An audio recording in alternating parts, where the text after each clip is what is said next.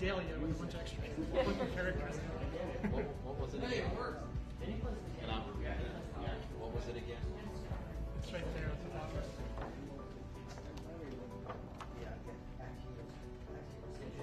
Yeah.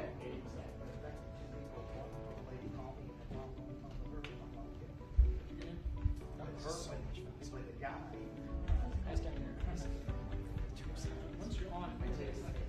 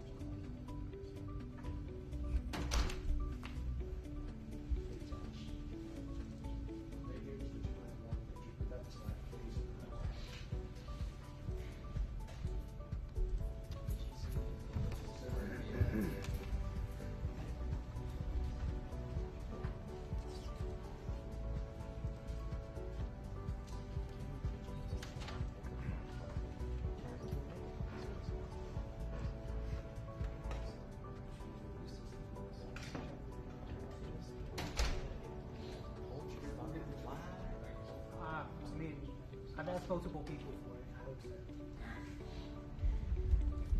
Guys, we're just gonna be a few more minutes. I'm gonna get 2 minutes. Get ready to go. Thank you. Everybody? Is that 10 minutes or 15 more That minutes? was not 10 minutes. So we're all gonna shoot the press conference. We're a few minutes away from somebody else. Yeah, exactly. All right.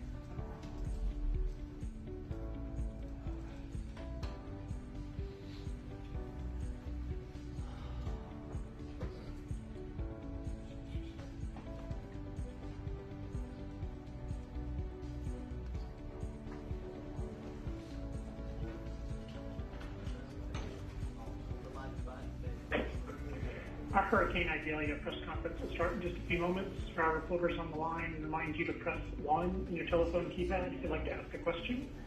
During the response to your question, if you'd like to ask a follow-up, please press 5 on your phone keypad. Again, that's 1, press 1 to ask a question, and then 5 to indicate you have a follow-up. We'll be starting in just a few minutes. Thanks.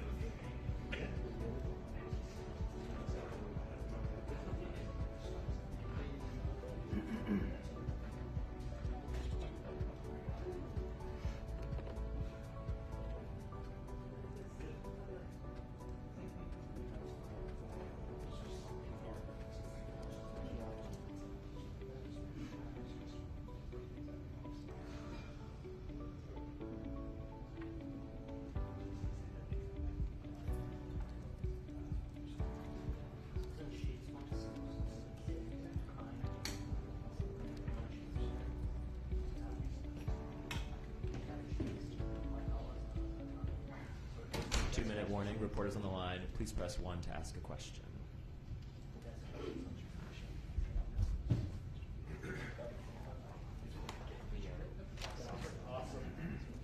No. It's not ready.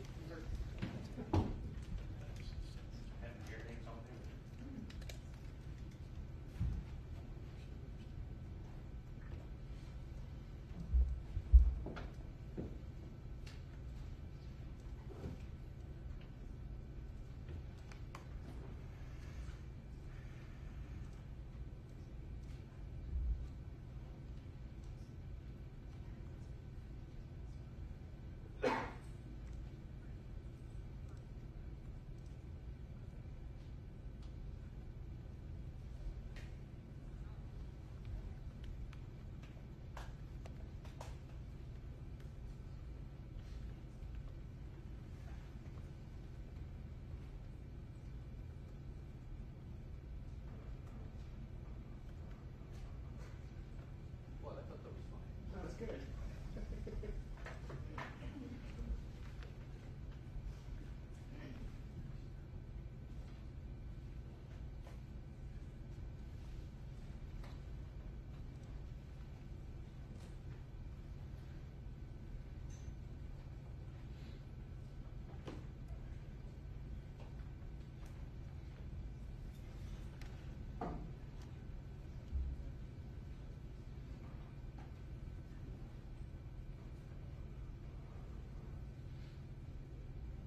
You're not wrong either, though.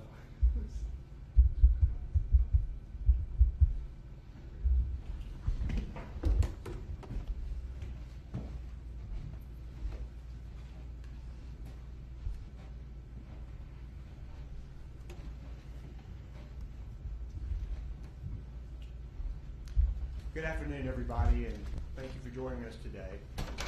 As we look toward Labor Day weekend and the onset of fall, we're reminded that we're entering the heart of hurricane season. In fact, experts predict a particularly active storm season this year.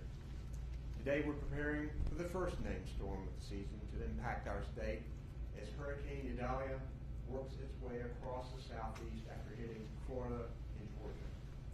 Our response teams here in the Emergency Operations Center are tracking the storm and preparing around the clock. About an hour ago, I spoke with President Biden, and yesterday evening, I spoke with FEMA Administrator Criswell. It's important for us to coordinate with our federal partners at times like this. We're hoping for the best and preparing for the worst. On Monday, I declared a state of emergency. It waives rules for transportation of fuel, gives farmers flexibility to quickly harvest crops, helps line workers restore power, and gets quick help where it's needed most. Today, the forecast for North Carolina has come more into focus. Heavy rainfall and localized flooding are our greatest threats as Idalia approaches the southeastern corner of North Carolina. We also anticipate possible flash flooding across the Piedmont and coastal plain, so everyone needs to stay alert. Heavier rainfall of 5 to 8 inches east of I-95 is expected later this evening and into early tomorrow. When it hits us, this storm will likely be near tropical storm strength. Tropical storm warnings are now in effect for our entire coast. If you're in the affected area and you haven't already, stock up on supplies now, listen to emergency alerts, and stay off the flooded roads. Our emergency management officials, the National Guard, State Highway Patrol troopers, and transportation and local first responders are staged across the state and working to keep people safe. I've authorized National Guard activation, which means soldiers and vehicles are staged in key areas, ready to deploy when and if they're needed. Swiftwater rescue teams are prepared to deploy in eastern and central parts of our state. So far, several counties and cities have declared their own local states of emergency, while the statewide state of emergency remains in effect. We do expect power outages and are working with our utility partners on a swift response. Our Department of Transportation utilizes drones in weather events like this to survey damage, and their workers stand ready to identify trouble and help clear roadways as quickly as possible. We expect winds, rain, and flooding to continue to impact our state even into Saturday. I encourage people to listen to local officials and make sure you have a plan if you're in an area with a flood risk. Prepare an emergency kit if you don't have one. This is the first storm of the season, and it may not be the last. So go to readync.gov to learn more about it. Today I'm joined up here by Emergency Management Director Will Ray, our Public Safety Secretary Eddie Buffalo, our Transportation Secretary Eric Boyette, the Adjutant General of the North Carolina National Guard Todd Hunt, Colonel Freddie Johnson, the Commander of the North Carolina State Highway Patrol, Emergency Management Assistant Director for Planning, Katie Weatherstream. Our American Sign Language interpreters are Karen Magoon, Jeff Greer, and Mark Lineberger. And behind the scenes, as always, our Spanish language interpreters, Jackie Mativia and Erica Kugler. At this time, I'll ask Director Ray for his update. Thank you, Governor Cooper. Good afternoon, everyone. On Monday of this week, the State Emergency Response Center moved to an enhanced watch. This morning, we fully activated the State Emergency Response Team here in Raleigh and at our regional coordination centers in Kinston and Burlington. We will remain in 24-hour operations until the threat from Hurricane Idalia has passed. Our concerns for this event are widespread heavy rains with localized flash flooding and moderate riverine and coastal flooding, along with increased tornado and severe weather threat. The emergency operations centers in Duplin, New Hanover, Onslow, and Pender counties have all been activated, and many others are monitoring the storm and impacts in their counties. Columbus County has declared a local state of emergency in addition to a number of other jurisdictions. Staff from North Carolina Emergency Management are working alongside our key government, private sector, and nonprofit and volunteer partners that make up the State Emergency Response Team. We are closely monitoring Idalia's progress and coordinating with our local emergency management partners to make sure counties have the resources they need to respond to the impacts of this storm. In addition to the resources our local jurisdictions are activating to support response operations, we have moved a number of resources into position today to support areas that could be significantly impacted. We have 7 swiftwater rescue teams, which equates to 16 boat crews that are staged in multiple locations across the eastern and central parts of the state and ready to move quickly to areas where they could be needed. Likewise, resources from the North Carolina National Guard, including about 130 personnel with over 60 vehicles that can move through high water, are staged and ready to deploy quickly from Kinston, Elizabethtown, Rockingham, and Lillington. Brunswick, Northampton, and Terrell Public Schools will or have already released early today. Beaufort, Brunswick, Craven, Duplin, Green, Jones, Lenore, Onslow, Pamlico, Pitt, Robinson, Sampson, Scotland, and Wayne public school systems have already closed for tomorrow. Bladen, Carteret, Columbus, Dare, Harnett, Hoke, Hyde, both mainland and Ocracoke, New Hanover, Pender, and Terrell will be remote or asynchronous tomorrow as well. In addition to the preparedness steps Governor Cooper mentioned, make sure you pay close attention to your local weather forecast and have multiple ways to receive weather alerts and warnings. Follow any directions that may be issued by your local government officials. Be prepared for the possibility of power outages and flash flooding, and remember to avoid driving on flooded roads. Turn around, don't drown. If you have yard waste on your curb, move that away from the street so it does not wash away and clog storm drains. That could cause or worsen flash flooding in your neighborhood. If your power goes out, be prepared with battery-powered light sources. Avoid using candles and never use a generator or grill inside your home or garage. Generators and grills create deadly carbon monoxide fumes. As always, and as the governor mentioned, readync.gov is your source for emergency preparedness information to make sure your family is ready. Once the storm has passed and we ensure the needs are met here in North Carolina, we will quickly assess availability of resources and turn our attention to helping other states that were hit harder than North Carolina. Thank you to our local emergency management and public safety agencies for the work they are doing today to protect our communities. The State Emergency Response Team stands ready to support the 10.6 million North Carolinians and visitors. Finally, here in North Carolina, we utilize a whole-of-community approach, and each of you are an important part of that. Remember to take care of yourselves and your community, especially those friends and neighbors who may be vulnerable or need assistance. Thank you, Governor. Okay, for the reporters in the room, if you can approach the microphones on the side if you have questions, and then if any reporters have called in, we'll go to those. Yes, sir. Governor Josh Chapin here, ABC 11. Is it fair to say that you're focused less on the Triangle and the Raleigh-Durham area? You mentioned east of I-95, so maybe you could be more specific. And we see some of the school closures there, so is it fair to say that it's not Triangle focused? One of the things people need to remember, you see this cone of influence, so to speak, of the hurricane. You can still feel effects way outside of that zone, so we do expect rain here in the Triangle, but we think most of the heavier rains will be east of I-95 and along our coast. We do have tropical storm warnings all up and down the coast.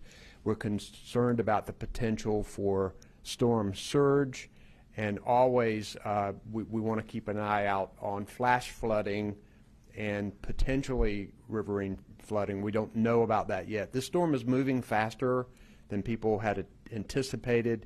That means we're going to get some stronger winds than we thought we were going to get, but maybe less rain. Yes. Dawn Vaughn with the News and Observer. You mentioned about hoping for the best, preparing for the worst. What of the past hurricane seasons here, the lessons that you've taken as far as being ready for what we know is coming and what could be, days out as far as flooding or anything else? Yeah, I think we've learned something from every storm. And in fact, we learned that we needed more information about our rivers and where they were in potential flooding stage.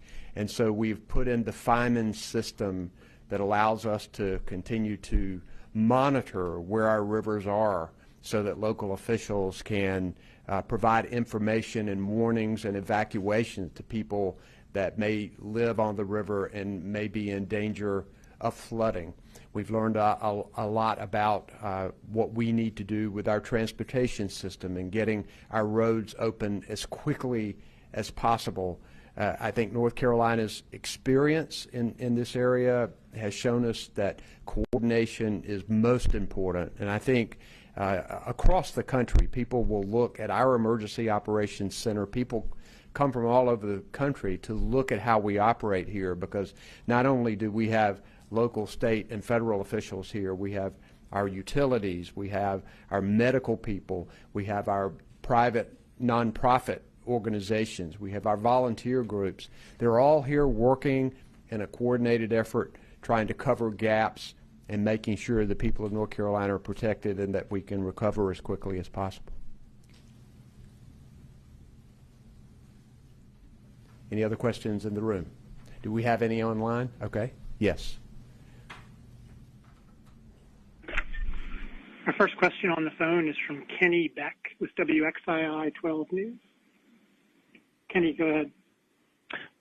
Hi, Governor. Thanks for taking my call. Generally speaking, not Idalia specific, given how warm this summer has been and how warm the Atlantic and the Gulf both are right now, are you more concerned about the remainder of hurricane season and its potential impact on our state? Are you more concerned about 2023 than you have been in years past, or is it about the same? Well, first, we cannot lose focus on what is coming at us. So that's our first order of business, making sure that we are ready for this storm.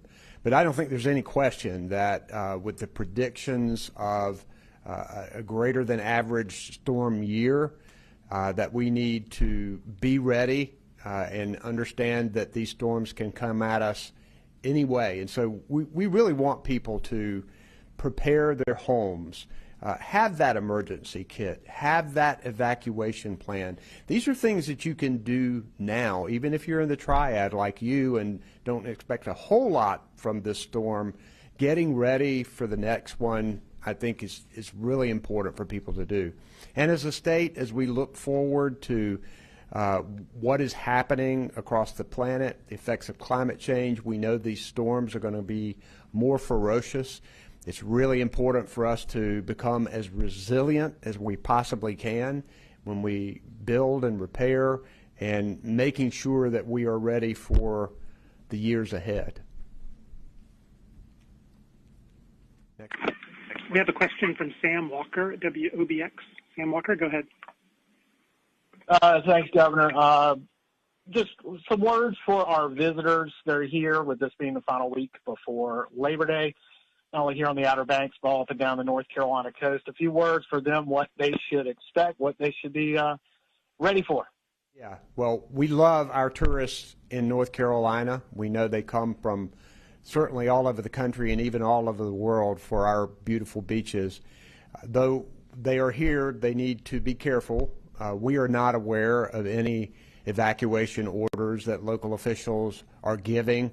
But when you do have tropical storm warnings, it's important to try to stay inside and stay off of the road for the period of time that the bad weather is here, and just batten down the hatches for a little while. You know, hopefully that if we get through this, they can still have a weekend that will be positive. But until this storm is passed, everybody needs to be careful and stay safe.